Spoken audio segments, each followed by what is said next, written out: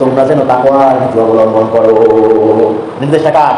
আল্লাহ নিজেই বলতেছেন, ওয়াইয়াকুম আনিত্তাকুল্লাহ, আমি তোমাদেরকে আদেশ করতেছি, উপদেশ দিচ্ছি, নির্দেশ দিচ্ছি যে তোমরা তাকওয়া অবলম্বন করো, আল্লাহ ভীতি অর্জন করো।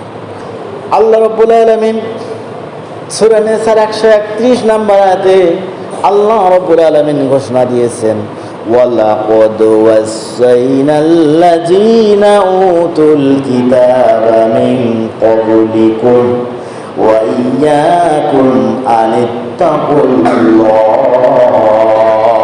জোরে বলি আল্লাহু আকবার। আল্লাহ রাব্বুল আলামিন বললেন, আমি তোমাদের পূর্ববর্তী যারা আহলে কিতাবের অধিকারী ছিল, আমি তাদেরকেও নির্দেশ দিয়েছিলাম, উপদেশ দিয়েছিলাম, আদেশ করেছিলাম, আর তোমাদেরকেও আদেশ করতেছি, উপদেশ দিতেছি, তোমরা যেন তাকওয়ার নীতি অবলম্বন করো। নির্দেশটা কার? আল্লাহ নিজেই বলতেছেন, ওয়াইয়াকুম আনিত্তাকুল্লাহ, আমি তোমাদেরকে আদেশ করতেছি, উপদেশ দিচ্ছি, নির্দেশ দিচ্ছি যে তোমরা তাকওয়া অবলম্বন করো, আল্লাহ ভীতি অর্জন করো। আল্লাহ ভীতি অর্জন করলে মানুষের ভেতরে কিছু গুণ তৈরি হয়, মানুষের কিছু কোয়ালিটি তৈরি হয়।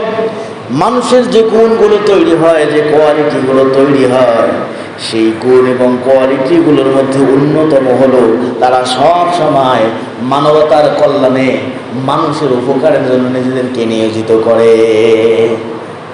আপনি পরিপূর্ণ যখন তাকওয়ার অধিকারী হবেন, মুত্তাকি হবেন, আপনার ভেতরে একটা গুণ তৈরি হবে। কি গুণ?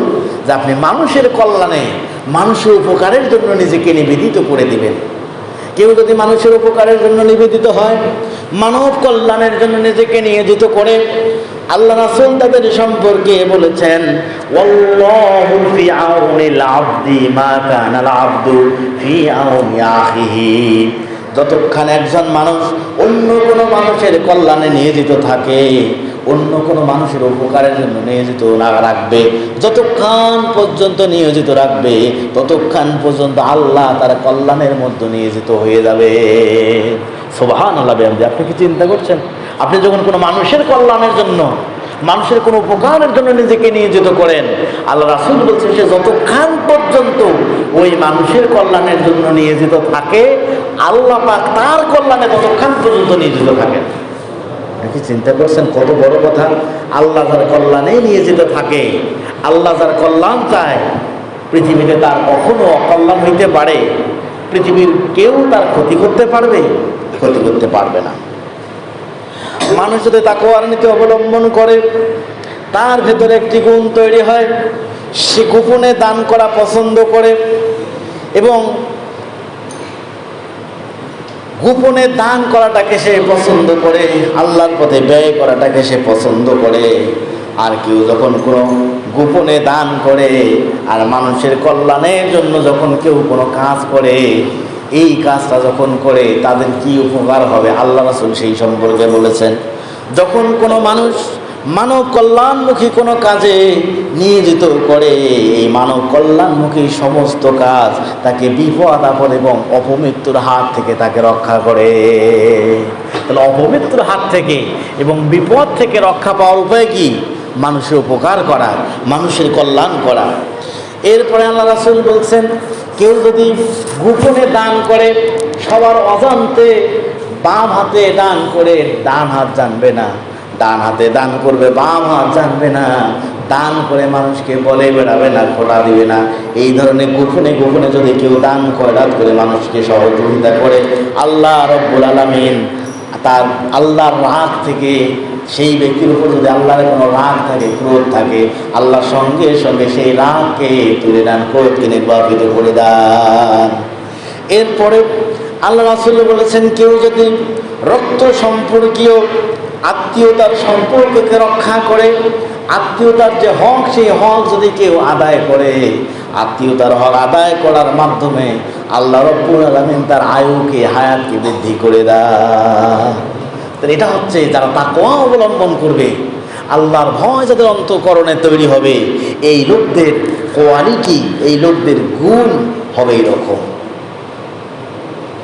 এরা ইয়াতীম মিসকিনদের হক আদায় করবে, সমাজের অসহায়, নির্যাতিত, মজলুম মানুষের পাশে দাঁড়াবে, সমাজের অসহায় মানুষের প্রতি তারা দৃষ্টি রাখবে, খেয়াল রাখবে। আর সমাজের এই অসহায় ইয়াতীম মিসকিন অসহায়দের প্রতি যারা খেয়াল রাখে তাদের সম্পর্কে আল্লাহ রাসূল বলছেন, আনা ওয়া কাফিলুল ইয়াতীম ফিল জান্নাত হাকাযা ওয়া ক্বালা বিসবাতি সাবাবা ওয়াল উসতা। আল্লাহ রাসূল বলেছেন, যেই ব্যক্তি সমাজের ইয়াতীম মিসকিন অনাথ গরিব অসহায়দের পাশে যেই ব্যক্তি দাঁড়াবে, তাদের লালন পালন করার জন্য যেই ব্যক্তি সহযোগিতা করবে, তাদের বিপদে আপদে যেই ব্যক্তি পাশে দাঁড়াবে, কাল কিয়ামতের দিন ওই ব্যক্তি আর আমি জান্নাতের মধ্যে এইভাবে থাকবো। তিনি এইভাবে দুটি আঙ্গুল তুলে বললেন যে আঙ্গুল দুটি যেভাবে পাশাপাশি রয়েছে, কাল কিয়ামতের দিন আমি আর ওই সেই ব্যক্তি জান্নাতে এইভাবে পাশাপাশি থাকবো। সুবহানাল্লাহ বিহামদিহি। আল্লাহ রাসূলের সাথে যদি জান্নাত লাভ করা যায়, পাশাপাশি থাকা যায়, এর চেয়ে আর কি সফলতা আপনি চান বলেন? তাহলে এটি পাওয়া যাবে কিভাবে? ইয়াতীম মিসকিনদের পাশে দাঁড়াতে। তাহলে কেউ যদি এইভাবে তাকওয়ার নীতি অবলম্বন করে মুত্তাকি হতে পারে, আল্লাহর ভয় যদি তার অন্তরে তৈরি করতে পারে, তাহলে তাদের উপকার কি হবে, ফায়দা কি হবে, কি উপকার লাভ করতে পারবে? এই উপকার সে দুনিয়ার জীবনে যেভাবে পাবে, কাল কিয়ামতের দিন আখিরাত দিবসেও এই উপকার সে লাভ করতে পারবে। দুনিয়ার জীবনের উপকার কি? তাকওয়ার নীতি অবলম্বন করলে, তাকওয়ার গুণ অর্জন করলে, মুত্তাকি যদি হতে পারেন, তাহলে এক নাম্বার উপকার হলো আল্লাহ রাব্বুল আলামিন দুনিয়ার সমস্ত কাজগুলো তার জন্য সহজ করে দিয়ে দেয়। দুনিয়ার অনেক জটিল কাজ, যে কাজগুলো দেখলে আপনি দিশেহারা হয়ে যান, হতাশায় ভোগেন, আল্লাহ রাব্বুল আলামিনের প্রতিশ্রুতি হলো কোনো বান্দা যখন আল্লাহর ভয় অন্তরে তৈরি করে, দুনিয়ার কোনো কাজেই তার জন্য আর কঠিন থাকে না, সমস্ত কাজকে আল্লাহ সহজ করে দিয়ে দেন। আল্লাহ রাব্বুল আলামিন বলেন, মাইয়াত্তাকিল্লাহা ওয়া ইয়াজআল লাহু মিন আমরিহি ইউসরা। যেই ব্যক্তি তাকওয়া নীতি অবলম্বন করবে, আল্লাহকে ভয় করে চলবে, আল্লাহ রাব্বুল আলামিন সেই বান্দার বিভিন্ন বিষয়গুলোকে সহজ করে দিয়ে দেয়। সুবহানাল্লাহ, আল্লাহর প্রতিশ্রুতি। এরপরে দুনিয়ায় শয়তান বিভিন্নভাবে মানুষকে ওয়াসওয়াসা দেয়, মানুষকে আল্লাহর পথ থেকে, ইসলামের পথ থেকে, আল্লাহর দ্বীনের রাস্তা থেকে শয়তান মানুষকে শয়তানের দিকে, তাগুতের দিকে, ইসলাম বিরোধী কর্মকাণ্ডের দিকে নিয়ে যাওয়ার জন্য অনিষ্ট দেয়, ওয়াসওয়াসা দেয়। আল্লাহ পাকের প্রতিশ্রুতি হলো, যেই ব্যক্তি তার অন্তরের ভেতরে তাকওয়ার নীতি অবলম্বন করবে, আল্লাহকে ভয় করে চলবে, আল্লাহর ভয় যার অন্তরে তৈরি হবে, শয়তান যতই অনিষ্ট দেখ না কেন, শয়তান যতই ওয়াসওয়াসা দেখ না কেন, আল্লাহ তার আপন কুদরতে শয়তানের সমস্ত ওয়াসওয়াসা থেকে ওই ব্যক্তিকে হেফাজত করবে। আল্লাহ রাব্বুল আলামিন সূরা আরাফের 201 নম্বর আয়াতের মধ্যে ইরশাদ করেন, ইন্নাল্লাযীনা তাকাউ ইযা মাসসাহুম তাঈফুম মিনাশ শাইতান ওয়া তাযাক্কারু ফাইযা হুম মুবসিরুন। জোরে বলি আল্লাহু আকবার। আল্লাহ রাব্বুল আলামিন বললেন, যেই ব্যক্তি তাকওয়ার অনুসরণ করবে, শয়তান তাদের ক্ষতি করার জন্য স্পর্শ করলে আল্লাহ সাথে সাথে তাকে স্মরণ করায়া দিবে। অর্থাৎ যার অন্তরের ভেতরে আল্লাহর ভয় থাকবে, আল্লাহ রাব্বুল আলামিন বললেন যে আল্লাহর ভয় যার অন্তরে থাকবে, শয়তান যদি তাকে স্পর্শ করে, শয়তান যদি তার অন্তরের ভেতরে কোনো ওয়াসওয়াসা দেয়, আল্লাহ সঙ্গে সঙ্গে ওই ব্যক্তির অন্তরে আল্লাহর ভয় তৈরি করে দিবা, আল্লাহকে স্মরণ করায় দেবে। এরপরে তখন আল্লাহ রাব্বুল আলামিন ওই ব্যক্তিকে সঠিক এবং কল্যাণকর পথ সুস্পষ্টভাবে তারা দেখতে পাবে। দেখছেন যে আমরা পৃথিবীতে আমাদের অজান্তে, আমাদের অনিচ্ছায় আমরা কিছু অন্যায় করে থাকি, অন্যায়টা করার পরে মানুষ যখন বলে, হ্যাঁ আপনি মানুষটি এত ভালো, তারপরে এই কাজটা করে ফেলে, এটা কেমন কথা? এই ধরনের ঘটনা ঘটে না? তার মানে হচ্ছে যে আমরা ওই যেই কাজটা, অন্যায় কাজটা যখন করেছি তখন বুঝতে পারি নাই, পরে বুঝেছি। কিন্তু যদি অন্তরে আল্লাহর ভয় থাকে, তাকওয়ার নীতি যদি কেউ অনুসরণ করে, ওই অন্যায় কাজটা করার সাথে সাথে, কাজটা কোনো করেন নাই, করার ইচ্ছা করেছে, সাথে সাথে আল্লাহর ভয়, আল্লাহর স্মরণ তার অন্তরে আসবে এবং তার চোখের সামনে আল্লাহ সত্যটাকে, সঠিক পথটাকে তার সামনে আল্লাহ স্পষ্ট করে দিয়ে দিবেন। তার এই প্রতিশ্রুতি আল্লাহ নিজেই দিয়েছেন মানুষের জন্য। শুধু তাই নয়, দুনিয়ার মানুষ যখন তাকওয়ার নীতি অবলম্বন করে, আল্লাহর ভয় যখন কোনো মানুষের ভেতরে তৈরি হয়ে যায়, তার দুনিয়ার উপকার হলো আল্লাহ রব্বুল আলামিন আসমান এবং জমিনের সমস্ত বরকতের দরজাগুলো খুলে দিয়ে দেয়। সুবহানাল্লাহ, কত বড় প্রতিশ্রুতি আল্লাহ। আজ দুনিয়ায় আমরা উন্নয়নের জন্য, উন্নতির জন্য কত পদ্ধতি, কত আধুনিকতার ছোঁয়ায় আমরা কত প্রযুক্তির ব্যবহার করতেছি, কিন্তু উন্নতির যে স্বাদ, এটা কিন্তু আমরা ভোগ করতে পারছি না। কারণ যতক্ষণ পর্যন্ত আল্লাহ সুবহানাহু ওয়া তাআলার রহমত এবং বরকত না আসবে, ততক্ষণ পর্যন্ত মানুষ তার কর্মের মাধ্যমে, মানুষ তার প্রযুক্তির মাধ্যমে উন্নতির ধারে কাছেও যাইতে পারবে না। আল্লাহর বরকত, আল্লাহর রহমত, এই যে তেলের খনি, গ্যাসের খনি, বাংলাদেশে যদি 2-4-5টা বড় বড় তেলের খনি থাকতো, বলেন তো এই দেশটা কি গরিব থাকতো? একটা ধনী রাষ্ট্রে পরিণত হইতো না? আর আমরা তো ধনী হওয়ার জন্যই কত প্রযুক্তি ব্যবহার করতেছি, কত আধুনিকতা। একসময় মানুষ ধান লাগাইতো হাত দিয়ে, ধান কাটতো হাত দিয়ে, এখনো করে কিছু কিছু জায়গায়। এখন এই যে ধান লাগাবে, এই যে রোয়া লাগায়, সেটাও মেশিন দিয়ে লাগায়। ধান কাটবে, সেটাও মেশিন দিয়ে কাটে। একটা সময় আগে প্রথম যখন ভুট্টার আবাদ করলেন, এই ভুট্টা আনার পরে হাত দিয়ে দিয়ে ভুট্টা ভাঙে মানুষ, হাত দিয়ে দিয়ে। এখন সেটা করা লাগে মেশিনে, ভুট্টার বস্তা দিচ্ছে, একদিকে ভুট্টা একদিকে মোচা বের হয়ে যাচ্ছে। এত উন্নতি, এত প্রযুক্তি, তারপরেও আমাদের অভাব শেষ হচ্ছে। মানুষের অভাব চাহিদা কেবলমাত্র পূরণ করতে পারবে কে? আল্লাহ। আল্লাহ সে প্রতিশ্রুতি দিয়েছেন, যদি কোনো জনপদের মানুষ আল্লাহকে ভয় করে, তাকওয়ার নীতি অবলম্বন করে, তাহলে আল্লাহ পাক তার বরকত, রহমতের দরজা, আসমানেও বরকতের দরজা খুলে দিবেন, জমিনেরও বরকতের দরজা খুলে দিয়ে দিবেন।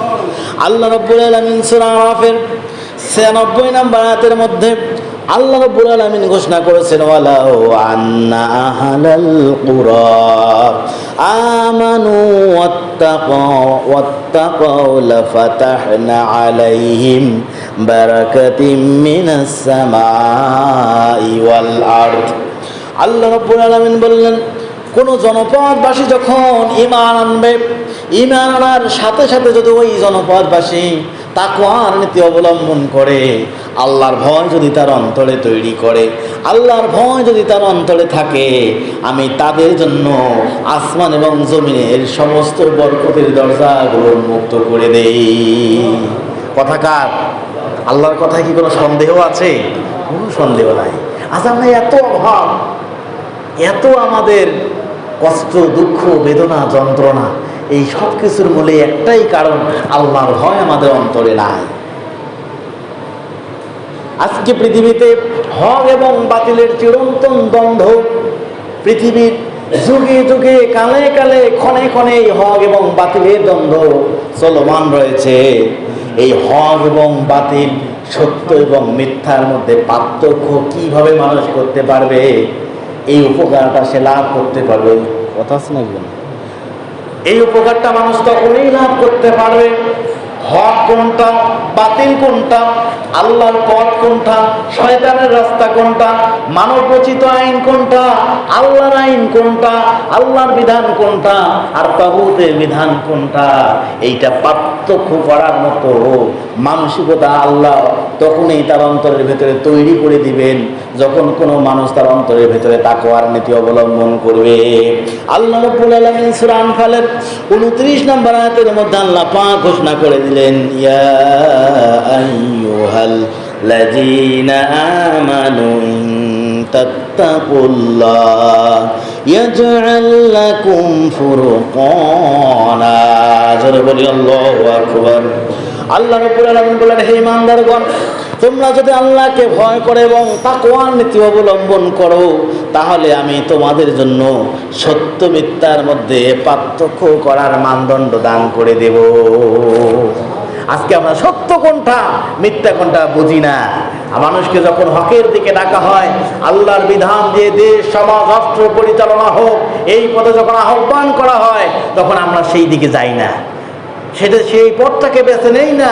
অন্যদিকে মানুষের আইন দিয়ে দেশ পরিচালনা হবে, রাষ্ট্র পরিচালনা হবে, মানব রচিত আইন দিয়ে সমাজের নেতৃত্ব দেওয়া হবে। এই মানব রচিত আইনের দিকে যখন আমাদেরকে আহ্বান করা হয়, আমরা দলে দলে সেই দিকে যাই। যেই দলের, যেই সংগঠনের, যেই রাজনৈতিক দলের কর্মসূচিতে আল্লাহর নাম নাই, আল্লাহর নাম নিয়ে যারা স্লোগান দিতে পারে না, আল্লাহর আইন দ্বারা দেশ সমাজ রাষ্ট্র পরিচালনা করতে যারা সিদ্ধান্ত নিতে পারে না, এই ধরনের রাজনৈতিক সংগঠন ইসলামী দলের সাথে যদি আমরা যুক্ত হই, তাদের কর্মসূচিতে যাই, তাহলে কি আল্লাহকে ভয় করা হবে? আল্লাহর হুকুম মানা হবে? আমরা তাহলে মানব রচিত আইনের দিকে গেলাম, বাতিলের দিকে গেলাম, তাগুতের দিকে গেলাম। যদি কেউ তাকওয়ার নীতি অবলম্বন করে, তাদের সামনে এটি আল্লাহ পাক স্পষ্ট করে দিবেন যে এটা মানব রচিত আইন, এটি বাতিল, এটি তাগুত। এই দিকে যাওয়া যাবে? যাবে না। যাইতে হবে কোন দিকে? আল্লাহর দিকে, আল্লাহর পথের দিকে। এতটুকু মানদণ্ড করার ক্ষমতা যদি তৈরি না হয়, আমরা যদি মানব রচিত আইনের দিকে আরও ছুটি, আল্লাহর আইন, আল্লাহর বিধান, আল্লাহর হুকুম দিয়ে দেশ সমাজ রাষ্ট্র পরিচালিত হবে, সেই দিকে যখন আহ্বান করা হবে, সেই দিকে যখন স্লোগান তোলার জন্য রাজপথে আহ্বান করা হবে, যদি এটাতে আমরা সাড়া না দেই, তাহলে কি হবে? তাহলে আপনি স্পষ্ট হয়ে থাকেন, এখনো গুমরাহি আপনার অন্তরের ভেতরে আছে, এখন আপনি তাকওয়ার পরিপূর্ণ তাকওয়ার নীতি অবলম্বন করতে পারেন নাই। অথচ আল্লাহর বক্তব্য হাক্কা তুকাতিহি ওয়ালা তামুতুন্না ইল্লা ওয়া আনতুম মুসলিমুন। আল্লাহকে সেইভাবে ভয় করো, একবার বাতিলের কাছে মাথা ঢুকে দিবেন, আর একবার হকের কাছে যে মাথা ঢুকে দিবেন।